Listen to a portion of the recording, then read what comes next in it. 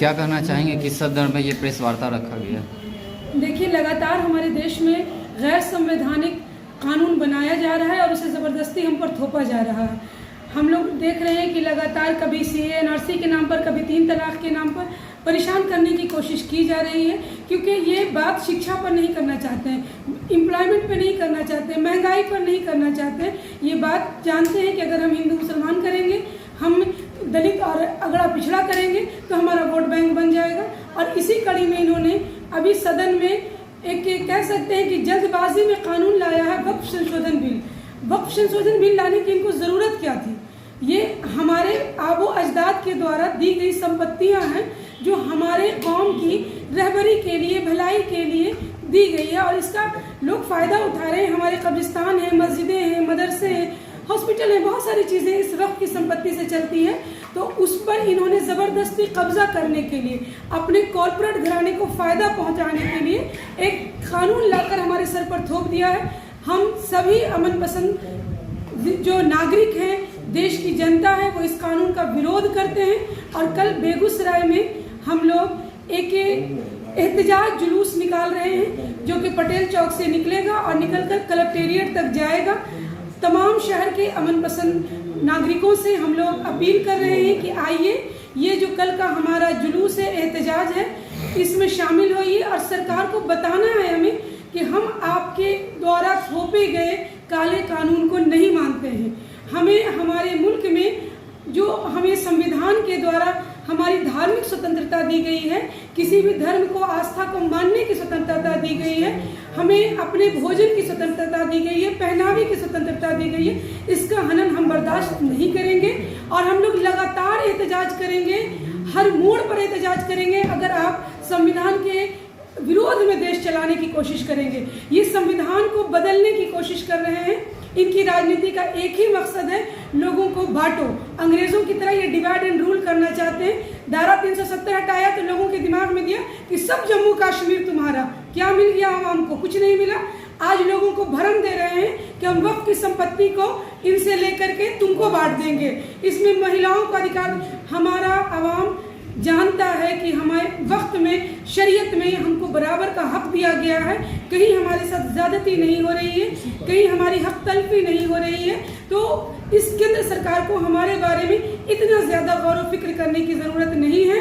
हमें अपने धर्म में सारी स्वतंत्रता मिली हुई है, तो हम इस काले कानून के विरोध में कल अपना विरोध मार्च दर्ज करवाएंगे सरकार को कि हम इस कानून को मानने के लिए बिल्कुल तैयार नहीं। वक्फ कानून संशोधन बिल के खिलाफ कल ऑल इंडिया तंजीम इंसाफ का पटेल चौक से एक विरोध मार्च निकलेगा, जो मेन मार्केट होते हुए कैंटीन चौक तक जाएगा और सरकार को ये चेतावनी देगा और मांग करेगा कि वक्फ संशोधन कानून आपने जो लागू किया है, इस देश के संविधान के अनुच्छेद 14 और 26 का उल्लंघन करने का काम किया है। इसे आपको अविलंब वापस लेना चाहिए। इन मांगों को लेकर हम लोग जाएंगे। आपको पता होगा कि जब से मोदी जी की सरकार आई है, तब से उन्होंने किसी को भी नहीं छोड़ा है। पहले उन्होंने आरक्षण के नाम पर दलितों पर हमला किया, उसके बाद उन्होंने मेहनतकश मजदूरों पर के खिलाफ कानून लागू किया, उसके बाद उन्होंने मिलिट्री का प्राइवेटाइजेशन किया, मिलिट्री का ठेकाकरण किया, जिसे उन्होंने अग्निपथ का नाम दिया। उसके बाद उन्होंने किसान के विरोध में कानून पेश किया और एनआरसी सीएए तो पेश किया ही, हिजाब के विरोध में कानून पेश करने की कोशिश किया ही। अब वक्फ संशोधन कानून बिल जबरदस्ती इस देश के अंदर बिल्कुल सोची समझी साजिश के तहत इस देश के अल्पसंख्यकों को टारगेट करके पास करने की कोशिश की गई है। ये पास किया गया है। निश्चित तौर पे इसके खिलाफ इस देश के जितने भी अमन पसंद लोग हैं, इस देश के जितने भी सेकुलर लोग हैं, इसके खिलाफ कल उतरेगा। 2 दिन से लगातार ये लोग आंदोलन कर रहे हैं, 12, 13, 12, 11 और कल 13 तारीख को बेगूसराय में ऑल इंडिया तंजीम इंसाफ अपने राज्यव्यापी राष्ट्रव्यापी कार्यक्रम के तहत प्रदर्शन करेगा। आगे भी हम लोग, अगर ये नहीं रुकता है, अगर अमेंडमेंट बिल वापस नहीं होता है वक्त का, तो निश्चित तौर पर इस देश के अंदर एक बड़ा आंदोलन अपना रूप अख्तियार करेगा, जिसकी सारी जवाबदेही वर्तमान केंद्र सरकार की होगी और मोदी और नीतीश कुमार की होगी, जिन्होंने बिहार के अंदर इसको लागू करने का काम किया है। निश्चित तौर पर इसके खिलाफ में कल हम लोग प्रदर्शन करेंगे।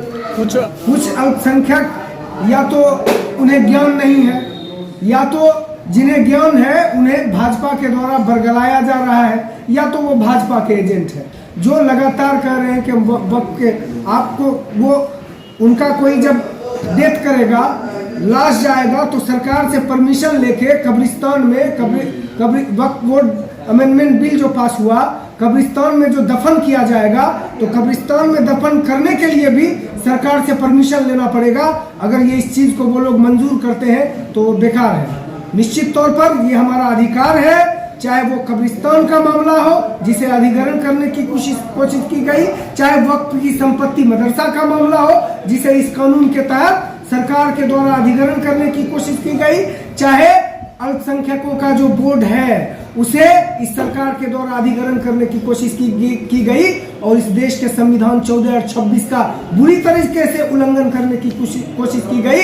अगर इसे कुछ लोग मानते हैं तो ये निश्चित तौर पर हम इसकी निंदा करते हैं कि वैसे लोगों को मुखर होकर हमारे साथ आना चाहिए। ऑल इंडिया तंजीम इंसाफ के साथ कदम से कदम मिलाकर इस वक्त अमेंडमेंट बिल के खिलाफ आना चाहिए ताकि अल्पसंख्यक वर्ग की रक्षा हो सके।